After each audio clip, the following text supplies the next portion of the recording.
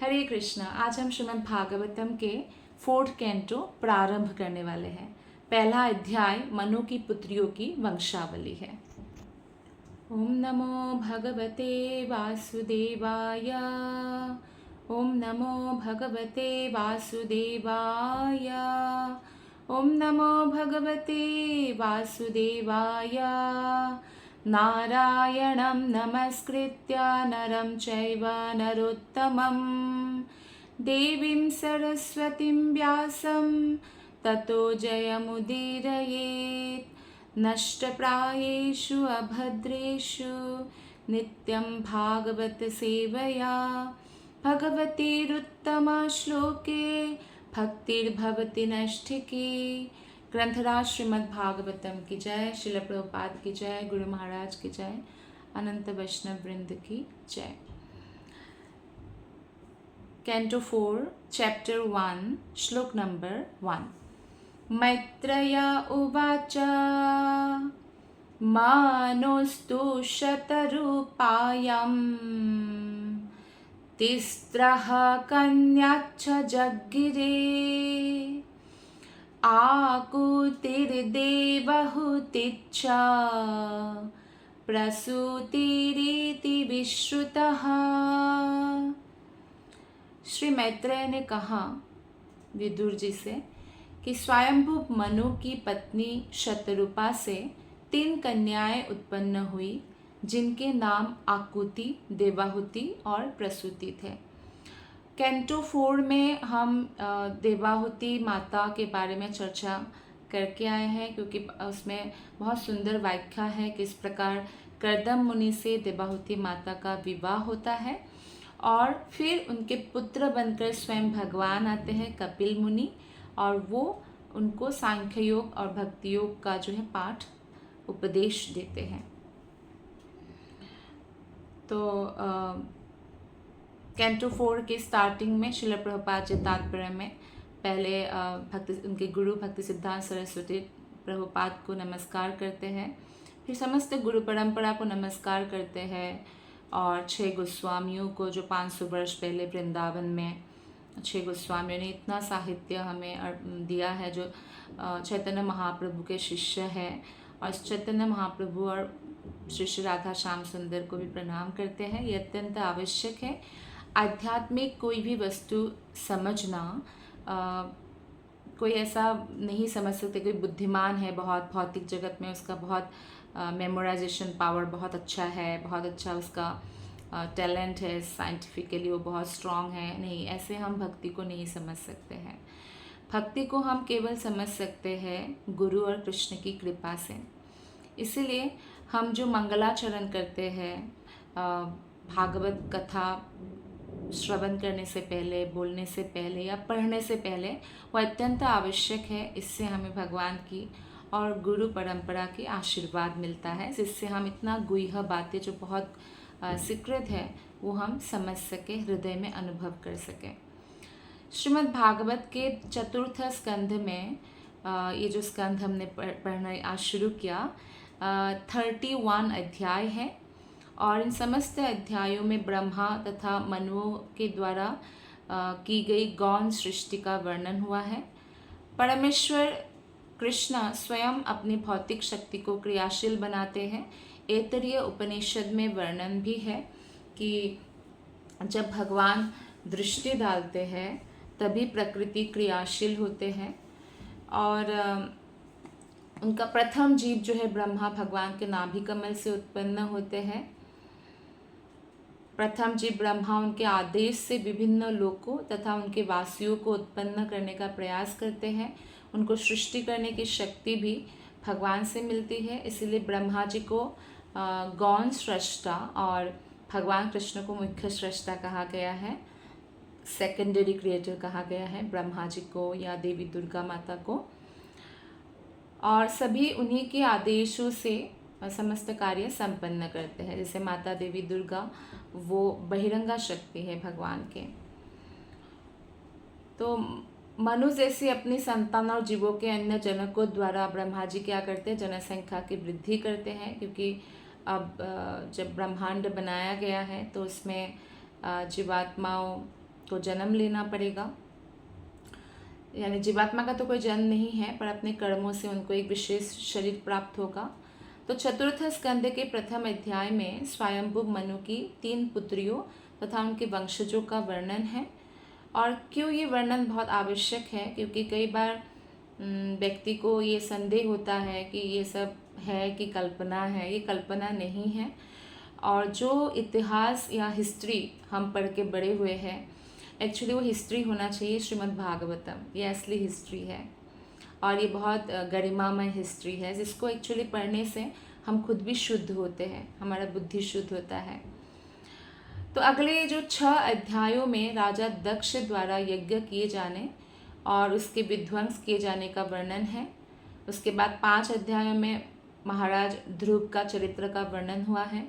ध्रुव का चरित्र स्वयं भगवान कृष्ण जब चैतन्य महाप्रभु के रूप में आए थे, तो ध्रुव और प्रहलाद का चरित्र बारंबार सुनते हुए भी उनको इतना अच्छा लगता था कि बारंबार सुनते ही रहते थे। उनको रस आता था भक्त के चरित्र श्रवण करके।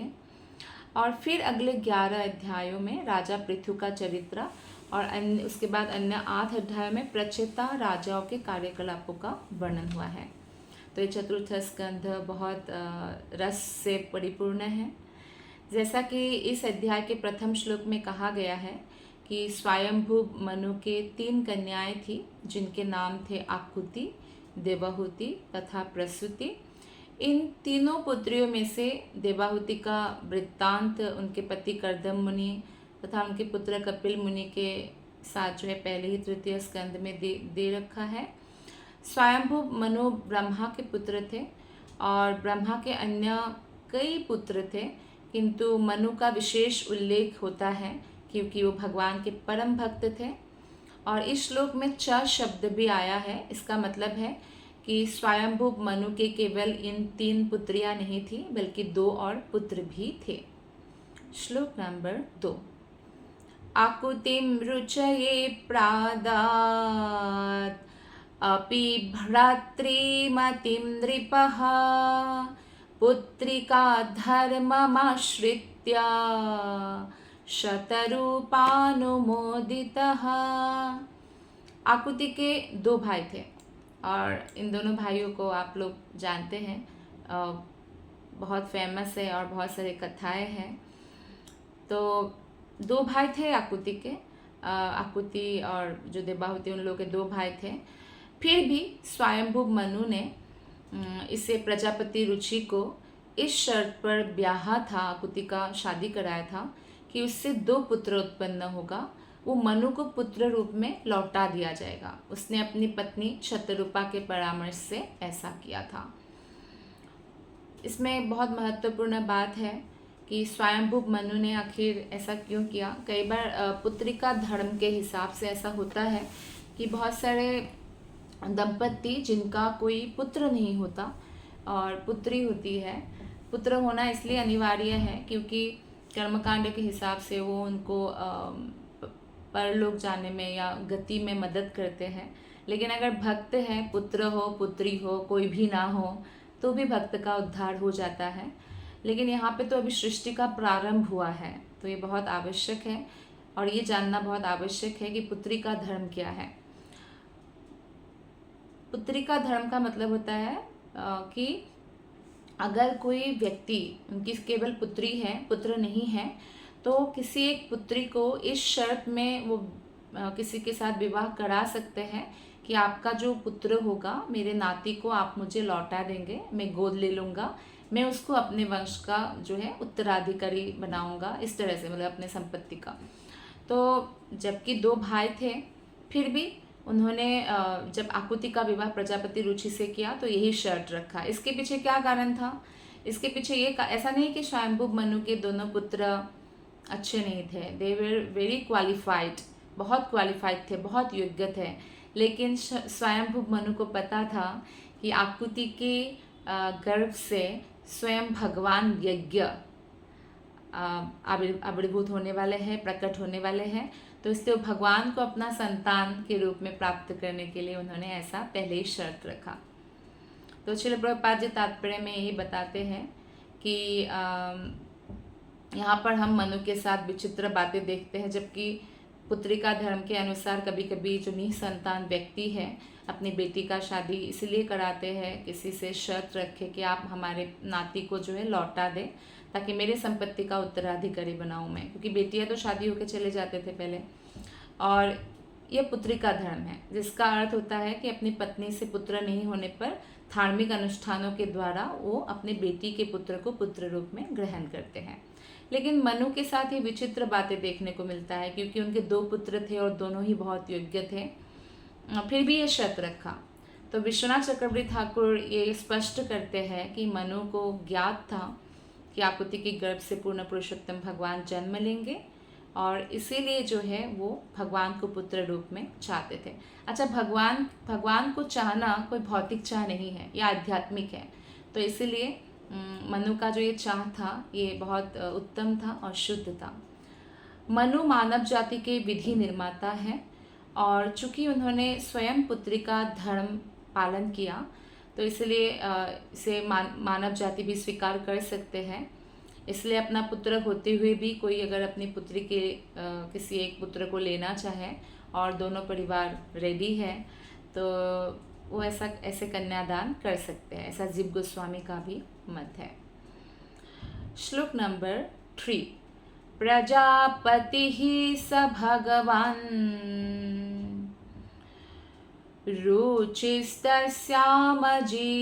रुचिस्तस्यामजीजनत् मिथुनं ब्रह्मवर्चस्वी परमेण समाधिना। अनुवाद और तात्पर्य श्रील प्रभुपाद के द्वारा। श्रील प्रभुपाद की जय। अपने ब्रह्म ज्ञान में परम शक्तिशाली एवं जीवात्माओं के जनक के रूप में नियुक्त प्रजापति रुचि को उनकी पत्नी आकुति के गर्भ से एक पुत्र और एक पुत्री उत्पन्न हुए। तो एक साथ जब पुत्र और पुत्री हुए तो एक्चुअली मनु बहुत प्रसन्न हुए, क्योंकि उनको ऐसा लग रहा था कि हम अगर पुत्र ले लेंगे तो मेरी पुत्री आकुति या उनके पति रुचि दुखी हो सकते हैं, लेकिन जब पुत्री भी है तो पुत्र ले भी लेंगे तो उनके पास पुत्री रह जाएगी।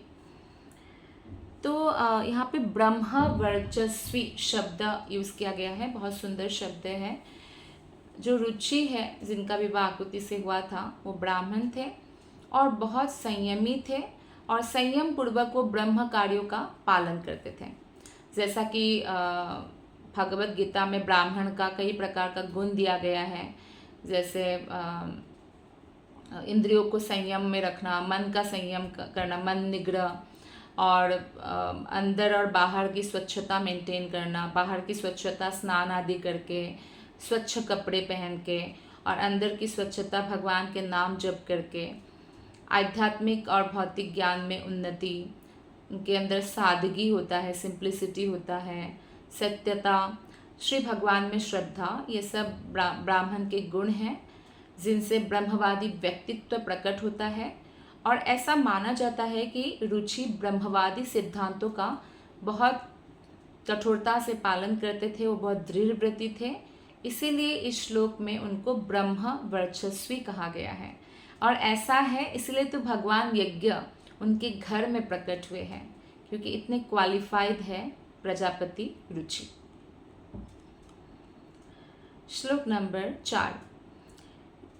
यस्तयोः पुरुषः साक्षात् विष्णुर्यज्ञस्वरूपधृक् या स्त्री सा दक्षिणा भूतेरंशभूतानपायिनी।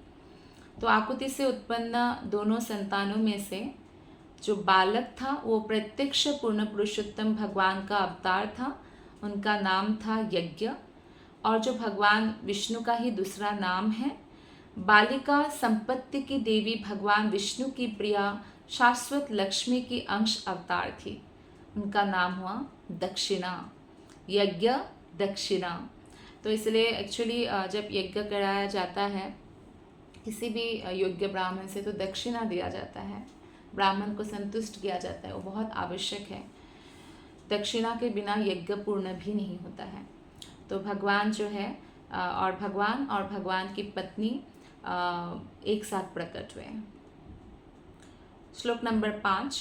आनिन्ये स्वगृहं पुत्रः पुत्रं बीतातरोचिषं स्वायंभुवो मुदा युक्तो रुचिर्जग्राह दक्षिणम। स्वयंभु मनु परम प्रसन्नता पूर्वक यज्ञ नामक सुंदर बालक को अपने घर ले आए और उनके जामाता रुचि ने पुत्री दक्षिणा को अपने पास रखा। तो जो उनका दामाद ही है रुचि प्रजापति, तो उन्होंने अपने बेटी को अपने पास रखा और बेटा जैसे शर्त हुआ था शर्त के अनुसार अपने ससुर को दे दिया। स्वयंभु मनु बहुत प्रसन्न थे कि पुत्र और पुत्री दोनों हुआ, क्योंकि उनको दामाद को दुखी भी नहीं करना था। तो इसलिए जो है उन्होंने यज्ञ को ले लिया और उसमें उनको कोई दुख भी नहीं हुआ। भगवान विष्णु जो है यज्ञ का स्वामी है। यज्ञ नाम यजुषाम पति ही से आया है, जिसका अर्थ है समस्त यज्ञों का स्वामी है भगवान विष्णु। यजुर्वेद में यज्ञों के संपन्न करने की बहुत सारी विधियां दी हुई है और इन समस्त यज्ञों के भोक्ता है भगवान विष्णु। हम जो भी कार्य करें वो भगवान को अर्पित करना चाहिए उसका फल, तो वो कर्म भी यज्ञ माना जाता है। तो विष्णु के लिए जब हम कर्म करते हैं, कृष्ण के लिए कर्म करते हैं और हमारा हर कार्य कृष्ण के अनुरूप होता है, शास्त्र के अनुसार होता है, भक्ति में प्रगति करने की अनुकूल में होता है, तो हम किसी भी क्रिया प्रतिक्रिया कर्म का हमारे जीवन में उसका असर नहीं दिखेगा। लेकिन अगर हम कृष्ण भावना में कृष्ण को स्मरण करते हुए कृष्ण के प्रति समर्पित होते हुए कार्य नहीं करेंगे तो उस कार्य के फल हमें भुगतना पड़ेगा। तो इसलिए हमें यज्ञ रूप में भगवान के प्रति समर्पित होकर कार्य करना चाहिए और मनुष्य को चाहिए कि प्रारंभ से ही कृष्ण भावना भावित होकर कार्य करे। इससे मनुष्य जो भौतिक जंजाल है, बार बार जन्म लेना, इन प्रतिक्रियाओं से मुक्त हो सकेंगे। श्लोक नंबर 6। ताम कामयानं भगवान उवाह यजुषां पतिः तुष्टायां तोषमापन्नो अजानायद्दवादशात्मजान। यज्ञों के स्वामी भगवान ने बाद में दक्षिणा से विवाह कर लिया, जो पूर्ण पुरुषोत्तम भगवान को अपने पति के रूप में प्राप्त करने के लिए परम इच्छुक थी। उनकी इस पत्नी से उन्हें 12 पुत्र प्राप्त हुए। जब भी भगवान प्रकट होते हैं तो उनकी पत्नी लक्ष्मी देवी भी प्रकट होती है और विवाह होता है। जैसे श्री रामचंद्र आए तो सीता माता भी आई। तो आदर्श पति पत्नी की तुलना जनरली हम लक्ष्मी नारायण से करते हैं, और जैसे पति को विष्णु की प्रतिनिधि माना जाता है तो पत्नी को भी ऐसे लक्ष्मी की प्रतिनिधि माना जाता है। तो जब भी कोई नया ब्याह करके आते हैं तो यही कहते हैं कि लक्ष्मी आई है। तो इसलिए जब कोई भी परिवार में स्त्री को प्रसन्न रखा जाता है तो वहाँ पे लक्ष्मी का निवास होता है। क्यों? क्योंकि पति पत्नी में प्रसन्नता बहुत आवश्यक है। अगर पति पत्नी लगातार लड़ते रहते हैं तो वो अच्छा गृहस्थ परिवार नहीं माना जाता। अगर उनकी संतानें भी होते हैं तो क्योंकि उनकी भावना जो है एक दूसरे के प्रति शुद्ध प्रेम की भावना नहीं है, तो ऐसी भावना से जो संतान उत्पन्न होते हैं उनमें भी बहुत अवगुण पाए जाते हैं। और कई बार जो है ऐसे माहौल के कारण, लड़ाई झगड़ा के माहौल के कारण बच्चा जो है मेंटली भी वीक होते हैं। मेंटली वीक का मतलब इमोशनली वीक होना। तो यहाँ पे श्रील प्रभुपाद बताते हैं कि महत्वपूर्ण यह है कि जो पति पत्नी होते हैं वो लक्ष्मी नारायण कहलाते हैं, क्योंकि लक्ष्मी जी और नारायण जो है पति पत्नी रूप में सदैव सुखी रहते हैं। वो बहुत प्रेम करते हैं एक दूसरे से और हमेशा प्रसन्न रहते हैं। पत्नी को चाहिए कि वो सदैव अपने पति से संतुष्ट रहे और पति को भी पत्नी से संतुष्ट रहना चाहिए। अवगुण दोनों में ही है, लेकिन दोनों के अवगुण को सहन करते हुए, एक दूसरे को मदद करते हुए, सपोर्ट करते हुए भक्ति में आगे बढ़ने के लिए कृष्ण को ही अपने जीवन का सेंटर, मूल लक्ष्य बनाना चाहिए। पंडित चाणक्य के नीति श्लोक चाणक्य श्लोक में कहा गया है कि यदि पति पत्नी एक दूसरे से सदा संतुष्ट रहे तो ऐश्वर्य की देवी लक्ष्मी उनके यहाँ स्वतः पदार्पण करती है। इस तरह से संपूर्ण विश्व में शांति आ सकती है, क्योंकि ऐसे परिवार होंगे, सुखी परिवार होंगे तो उनके संतानें भी ऐसे माहौल में बड़े होंगे और वो भी ऐसे ही सीखेंगे पेरेंट्स से कि कैसे गृहस्थी को चलाना चाहिए। और हर जगह आप देखिए गृहस्थ है तो इस तरह से संपूर्ण विश्व में शांति आ सकती है। लेकिन श्रील प्रभुपाद जी कहते हैं कि दुर्भाग्य की बात है कि कलयुग में जो है आदर्श पति और आदर्श पत्नियों का अभाव है। आदर्श पति है जो अपने पत्नी का अच्छे से देखभाल करते हैं, उनको फिजिकली, इमोशनली और इंटेलेक्चुअली, स्पिरिचुअली सपोर्ट करते हैं। और पत्नी का भी कर्तव्य है कि पति के भी ज़रूरत का ध्यान रखे, जैसे उनके खान पान का, उनके हेल्थ का, उनके बच्चे का, उनके परिवार का। तो ये बहुत तपस्या की बात है, टॉलरेंस की बात है।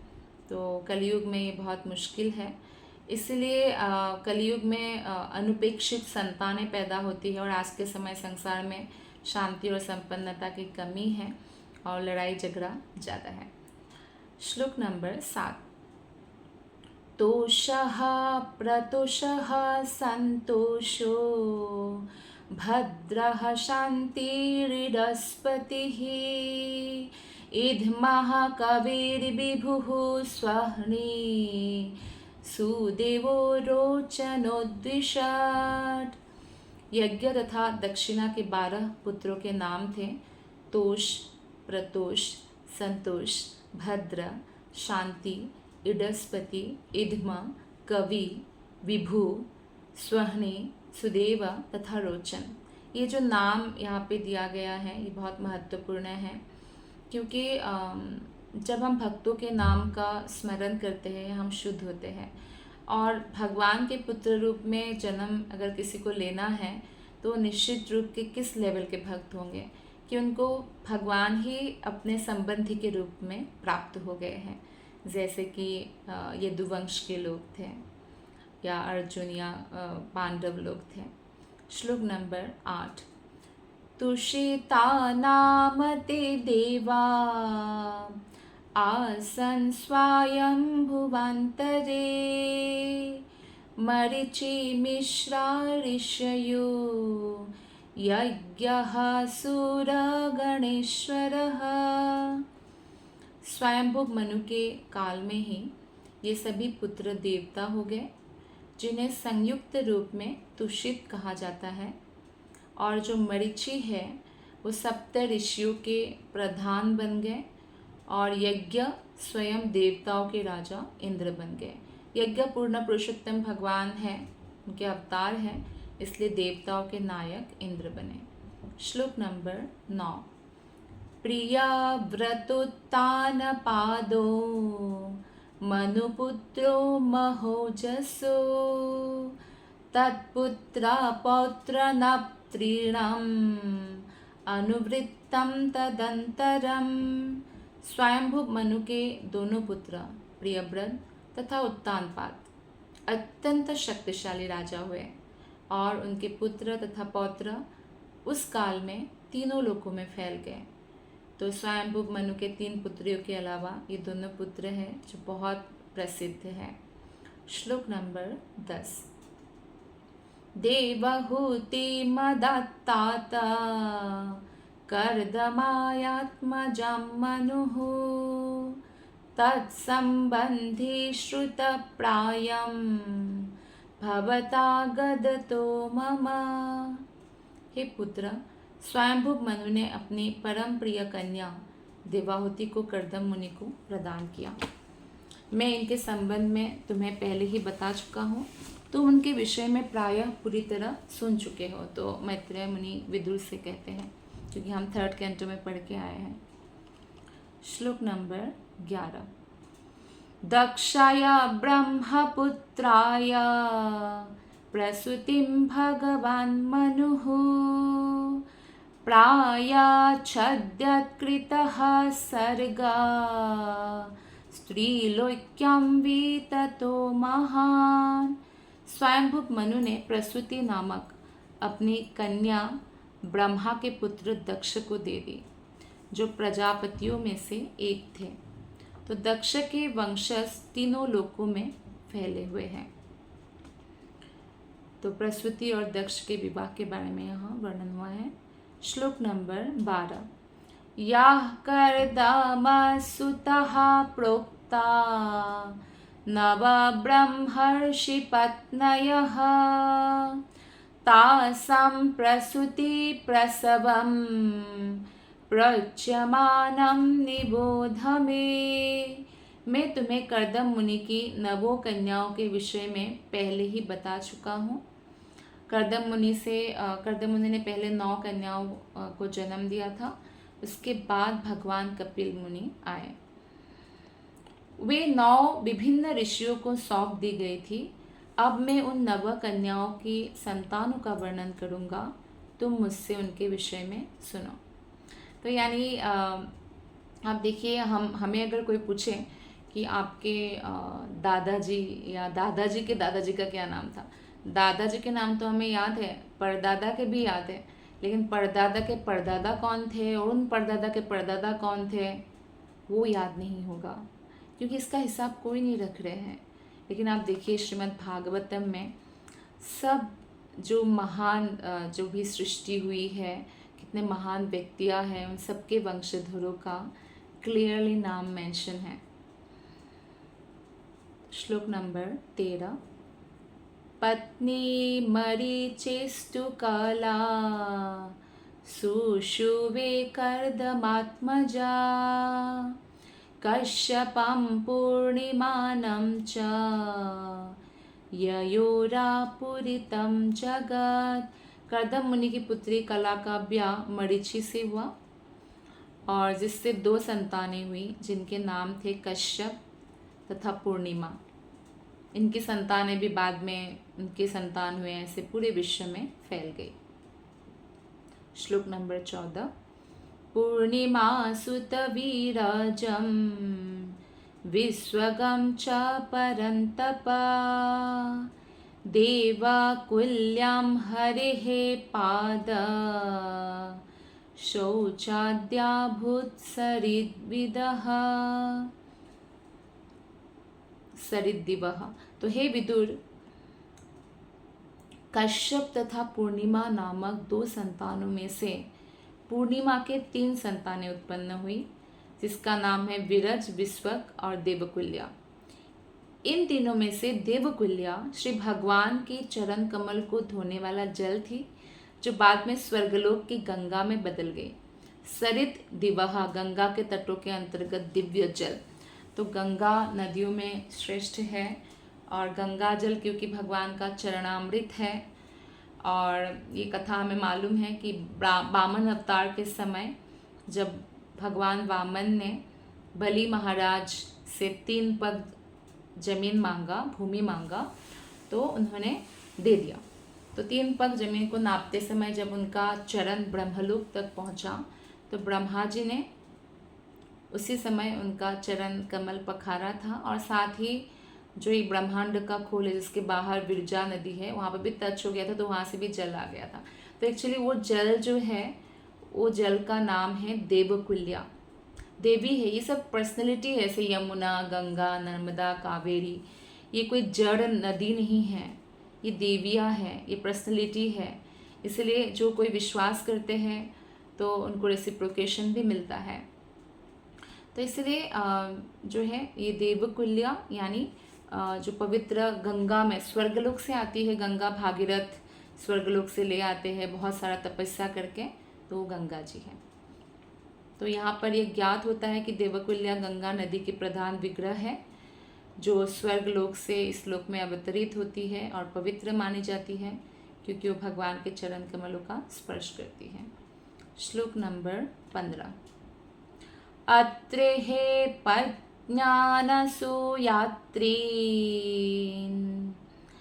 यज्ञेषु यशसः सुतं दत्तं दुर्वाससं सोमां आत्मेश ब्रह्म संभवान। अत्रि मुनि की पत्नी अनुसुईया ने 3 सुप्रसिद्ध पुत्र उत्पन्न किए। ये है सोम, दत्तात्रेय तथा दुर्वासा, जो भगवान ब्रह्मा, विष्णु तथा शिव के अंशावतार थे। सोम ब्रह्मा के, दत्तात्रेय भगवान विष्णु के और दुर्वासा शिव जी के अंश प्रतिनिधि स्वरूप थे। तो अनुसुईया माता बहुत ही सती स्त्री थी। सती स्त्री का ये लक्षण है कि उनका मन कोई अन्य पुरुषों के प्रति आकर्षित नहीं होते और भगवान की भक्ति में लगी रहती है। साथ ही साथ जो है वो बहुत दृढ़ व्रती होती है। तो अनुसुईया माता की तो एक प्रकार से तुलना ही नहीं है कि वो कितना सती स्त्री है, और इसी सतीत्व के कारण वो इतना पावरफुल हो गई थी कि इवन देवता भी उनके सामने नतमस्तक होते थे, उनको प्रणाम करते थे। आपको रामायण की कथा में याद होगा कि अनुसुईया माता को देवता ने गिफ्ट दिया था ऐसा वस्त्र, देवलोक का वस्त्र। और देवलोक में जो वस्त्र होते हैं हमारे वस्त्र जैसा नहीं है कि एक बार पहना फिर धोना ही पड़ेगा। बाहर गए, पसीना हो गया, कुछ गिर गया, कुछ भी हो सकता है, गंदा हो गया, बारिश का मौसम था, मिट्टी लग गया, कुछ भी। लेकिन हमारे यहाँ वस्त्र एक व्यक्ति, कई सारे एक्चुअली ये लक्षण है भक्त का, शुद्धता मेंटेन करते हैं तो वो वस्त्र को बार बार नहीं पहनते। लेकिन अगर कोई बार बार भी पहनते हैं कई लोग, तो तब भी वो कितनी बार पहनेंगे? नहीं पहन सकते, वो नष्ट हो जाएगा। अगर उनको वस्त्र बहुत पसंद भी है, कितने साल तक चलेगा? बारंबार पहनने पर नहीं चलेगा। तो यानी हमारे यहाँ के जो वस्त्र है वो पुराने हो जाते हैं, मैले हो जाते हैं। देवलोक का वस्त्र ऐसा नहीं है। और वही वस्त्र जब सीता मैया अत्रि मुनि और अनुसुईया माता के आश्रम में आती है अपने पति और देवर के साथ, तो अनुसुईया माता उनको वो वस्त्र प्रदान करती है, गिफ्ट, एज ए गिफ्ट, और ज्वेलरी भी देती है।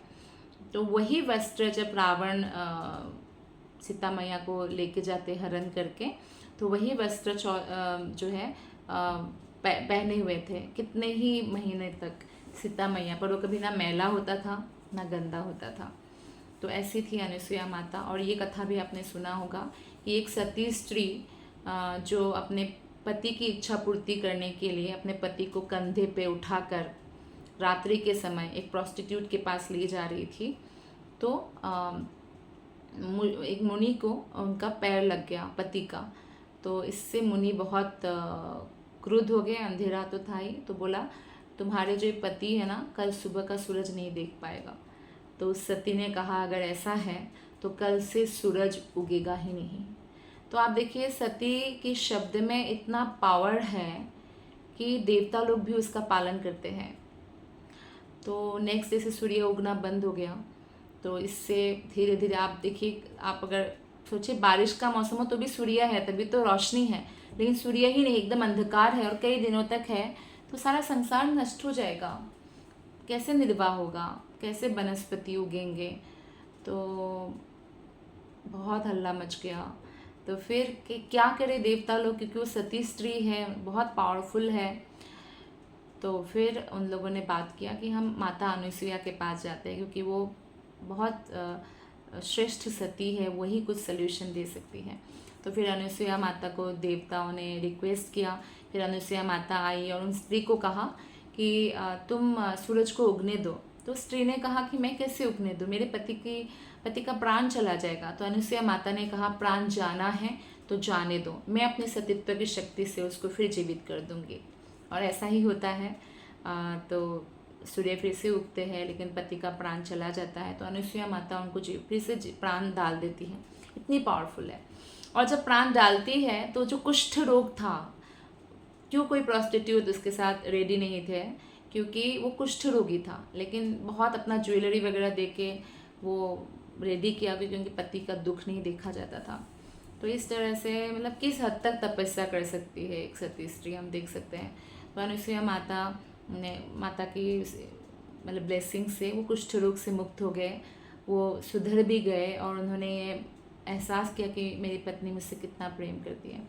तो इस तरह से जो है हमेशा लोक कल्याण करती है ऐसी सती स्त्रियाँ, खासकर जो अनुसुईया माता है वो बहुत श्रेष्ठ है। और उनके सतीत्व का गुणगान इतना फैल गया था कि एक बार ब्रह्मा विष्णु महेश उनकी सतीत्व का एक प्रकार से परीक्षा लेने आए थे, क्योंकि तीनों देवियों ने ये रिक्वेस्ट किया था कि क्योंकि कोई बार ऐसा होता है भगवान परीक्षा लेते हैं। तो तब अत्रि मुनि आश्रम में नहीं थे और अकेली थी अनुसुईया माता। तो उनको कहा कि ठीक है, तो आप जो है हमें भिक्षा दो। तो बोलते हाँ मैं भिक्षा दे दूँगी। तो बोलते नहीं, आप ऐसे भिक्षा देंगे तो हम नहीं लेंगे, आप हमें दुग्ध पान कराओ अपना, है ना। तो इस तरह से तो अनुसुईया माता बहुत पावरफुल स्त्री थी और ऑब्वियसली उनको पता चल गया था कि तीनों कोई साधारण व्यक्ति नहीं है। तो उन्होंने बोला, अपने ही पावर से उन्होंने कहा कि हाँ मैं दुग्धपान कराऊंगी गोद में लेकर, आप मेरे बच्चों में परिवर्तित हो जाए, मतलब संतान बन जाए। संतान को तो माता दुग्धपान कराती है। तो फिर वो तीनों ही संतान में परिवर्तित हो गए थे तुरंत। उनका इतना शक्ति था अनुसुईया माता के वचनों में, पवित्रता था उनका। तो फिर बाद में तीनों देवियों को लगा कि आए नहीं, है ना। तो फिर माता लक्ष्मी, पार्वती जी और सरस्वती जी भी आते हैं और फिर भगवान तीनों ब्रह्मा विष्णु महेश जो परीक्षा लेने आए थे वो कहते भी हैं अनुसुईया माता से कि निश्चित रूप से हम आपके पुत्र रूप में आएंगे बाद में। तो इस तरह से उनकी इच्छा भगवान पूर्ति करेंगे। अभी अत्रि मुनि तपस्या करते हैं और अत्रि मुनि की तपस्या के कारण भगवान जो है ब्रह्मा के अंश है सोम, और दत्तात्रेय जो है स्वयं भगवान विष्णु के अवतार हैं, और दुर्वासा मुनि अंश है भगवान शिव जी का। तो यहाँ पे तो इसलिए ये बहुत जानना ज़रूरी है। ये बड़ा पुराण में अत्यंत सुंदर ढंग से बताया गया है कि कुछ अंश जो है भगवान का स्वांश होते हैं, कुछ विभिन्नांश होते हैं। जो विभिन्नांश है वो हम हैं, जीवात्माएं हैं, लेकिन स्वांश जो है जैसे यज्ञ अवतार वो स्वांश है ना। तो भगवान के जैसे कृष्ण से विस्तार होता है, क्षीरोदकशायी गर्भोदकशायी विष्णु का वो स्वांश है, वरा अवतार ये सब स्वांश है। तो विष्णु की ही कोटि में आते हैं। इसलिए उनका व्रत जब होता है, क्योंकि भगवान विष्णु कृष्ण का व्रत कैसे होता है, पूरा दिन पूरी रात होती है, नेक्स्ट डे व्रत खुलते हैं सूर्योदय के बाद, तो ऐसे ही व्रत किया जाता है। वेदांत सूत्र में विभिन्न कोटि की जीवात्माओं की तुलना भिन्न भिन्न प्रखरता वाले दीपों से की गई है। जैसे दीप है, कोई बड़ा दीप है तो बहुत उज्जवल है, कोई छोटा दीप है तो कम उज्जवल है। जैसे बिजली भी हम जलाते हैं, कई बल्ब का बहुत रोशनी है, कुछ डिम लाइट जैसा बल्ब भी है। तो इस तरह से जो है बल्बों का प्रकाश अलग अलग होता है। तो लेकिन सभी बल्बों में प्रकाश तो विद्यमान रहता है। इसी प्रकार ब्रह्म का श्रेणीकरण है। विष्णु के विभिन्न रूपों में परमेश्वर के विष्णु स्वांश प्रसार द्वीपों के तुल्य है। तो शिव जी भी दीप तुल्य है, परंतु 100% प्रकाश जो है वो कृष्ण ही है। विष्णु तत्व में 100% कौन है? भगवान कृष्ण, जो पूर्ण पुरुषोत्तम भगवान है, और कृष्ण से ही आगे विष्णु का विस्तार होता है। तो कृष्ण में है 100, विष्णु तत्व जो कृष्ण से विष्णु का विस्तार होता है उसमें है 94, शिव तत्व में है 84, ब्रह्मा जी में है 78, तथा अन्य जीवात्माओं में भी ब्रह्मा के ही समान, क्योंकि ब्रह्मा भी जीवात्मा है, हम सब भी हैं। 78% प्रकाश रहता है भगवान का। किंतु जब जीवात्माएं बद्ध होती है, जैसे मुक्त नहीं होते हैं, तो ये प्रकाश भी मंद रहता है और जीवात्मा अपने आप को शरीर समझने लगता है। श्लोक नंबर 16। विदुरा उवाच अत्रेर्गृहे सुरश्रेष्ठः स्थित्युत्पत्त्यन्तहेतवः किंचित् चिकीर्षवो जाता एतद् आख्याहि मे गुरु। यह सुनकर विदुर ने मैत्रेय से पूछा, हे गुरु, ब्रह्मा विष्णु तथा शिव जो संपूर्ण सृष्टि के सृष्टा, पालक और संहारक हैं, अत्रि मुनि की पत्नी से किस प्रकार उत्पन्न हुए, इसके पीछे क्या कथा है, ऐसी कैसी कृपा हो गई कि ब्रह्मा विष्णु महेश तीनों प्रकट हो गए। मैत्रेय उवाच ब्रह्मणा चोदितः सृष्टा वत्रिर्ब्रह्मा विदम्बरः सह पत्न्यायया वृक्षं कुलाद्रिं तपसि स्थितः।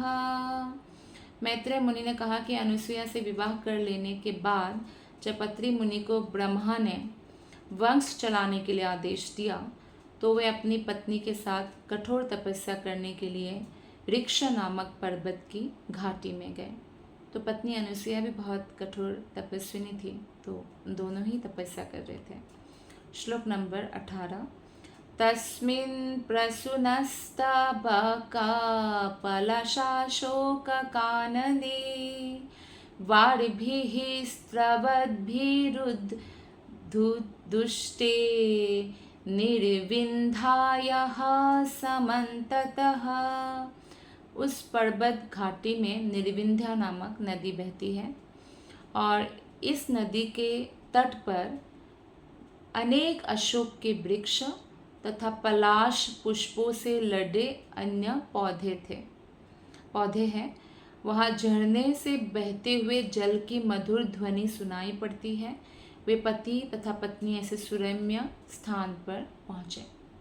तो पर्वत में पहले जाते थे तपस्या करने, तो उस जगह का यहाँ पे वर्णन है जो बहुत ही सुंदर है और वहाँ पे वो लोग तपस्या करने चले गए। प्राणायामेन संयम्य मनोवर्षशतं मुनिः अतिष्ठदेकपादेन निर्द्वन्द्वो नीलभोजनः। 19 नंबर श्लोक में बताया गया है कि वहाँ पर मुनि ने योगिक प्राणायाम के द्वारा अपने मन को स्थिर किया और फिर समस्त आसक्ति पर संयम करते हुए बिना भोजन खाए केवल वायु का सेवन करते रहे और 100 वर्षों तक एक पाँव में खड़े रहे। कितना कठोर तपस्या है। आज व्यक्ति 1-2 दिन भी नहीं खाते तो चक्कर खा के गिर जाए, पर कितना पावरफुल थे। तो इस तरह से कठोर तपस्या किया। शरणं ता प्रपद्येऽहं य एव जगदीश्वरः प्रजामात्मा समं मह्यं प्रयच्छत्वेति चिन्तयन्। वे मन ही मन सोच रहे थे कि जो संपूर्ण जगत के स्वामी हैं और मैं जिनके शरण में आया हूँ वे प्रसन्न होकर मुझे अपने ही समान पुत्र प्रदान करें। तो आप देखिए अत्रि मुनि जो है, क्योंकि वो शुद्ध भक्त के श्रेणी में नहीं आता है, ऐसा प्रभुपाद ने लिखा है आगे, लेकिन वो बहुत बड़े योगी थे, तपस्वी थे। तो लेकिन उनको क्लियर नहीं था कि भगवान कौन है, ब्रह्मा है, विष्णु है कि महेश है। तो ये कथा आपको मालूम होगा कि सभी देवताओं को भी क्लियर नहीं होता। तो एक बार भृगु मुनि को अपॉइंट किया था परीक्षा लेने। तो भृगु मुनि पहले ब्रह्मा जी के पास जाते हैं, क्रोध दिलाते हैं, ब्रह्मा जी को थोड़ा क्रोध आता है पर वो छुपा लेते हैं। फिर भृगु मुनि को पता चलता है, शिव जी के पास जाते हैं, उनको क्रोध दिलाते हैं, फिर वो त्रिशूल लेके आते हैं। फिर भृगु मुनि वहाँ से फिर विष्णु लोग जाते हैं और सोए हुए भगवान विष्णु की छाती पे लात मारते हैं। लेकिन भगवान विष्णु मुस्कुरा के बहुत अच्छे से उनको स्वागत करते हैं और बोलते हैं, क्षमा कीजिएगा, मैं रेस्ट कर रहा था, मुझे आपका स्वागत करना चाहिए था, पर आपने जो मारा मेरे छाती में, मेरा छाती बहुत कठोर है, आपका चरण बहुत कोमल है, आपको चोट तो नहीं लगी, करके उनका चरण पखार रहे थे।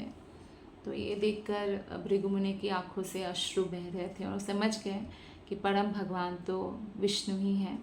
लेकिन अत्रि मुनि को क्लियर नहीं था, तो इसलिए उन्होंने ऐसे प्रार्थना किया कि संपूर्ण जगत के स्वामी मेरे ऊपर प्रसन्न हो और अपने जैसा मुझे पुत्र प्रदान करें।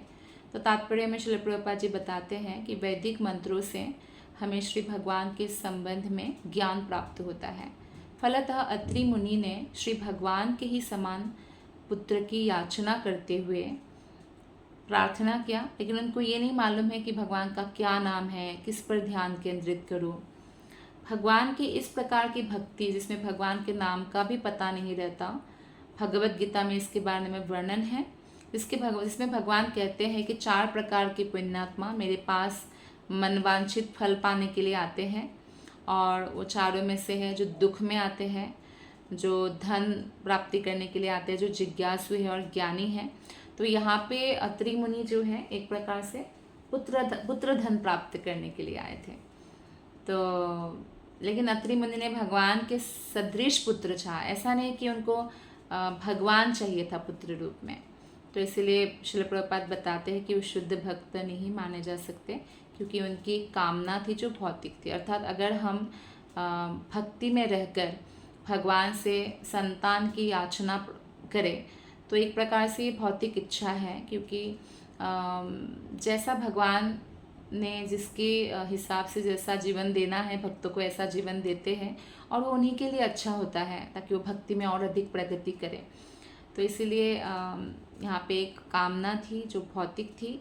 यद्यपि वे भगवान जैसा पुत्र चाह रहे थे, किंतु यह इच्छा भौतिक माना जाता है। वे भगवान को ना चाहकर उन्हीं के समान संतान चाह रहे थे। यदि उन्होंने श्री भगवान को संतान रूप में चाहा होता तो वे इस भौतिक इच्छा से मुक्त रहते, क्योंकि तब उन्होंने परम सत्य को चाहा होता, किंतु उन्हीं के समान पुत्र की कामना करने से यह भौतिक इच्छा ही थी। अतः श्रील प्रभुपाद जी बोलते हैं कि एक शुद्ध भक्तों को भगवान से कोई भौतिक चीज़ें नहीं मांगना चाहिए। हाँ, ये बहुत मुश्किल है शुद्ध भक्ति या उत्तम भक्ति की स्तर तक आए बिना। तो शुरुआत में कैसे भी उनके मन में कोई भी इच्छा हो किसी और से नहीं मांगकर उनको भगवान से ही मांगना चाहिए, और धीरे धीरे क्या होगा वो शुद्ध होते जाएंगे, और जितना जल्दी शुद्ध होंगे उतना जल्दी वो भौतिक कामनाओं से मुक्त होंगे। तो आज की कथा को हम यही विराम देते हैं। आप सबका हृदय से बहुत बहुत धन्यवाद। हरे कृष्णा।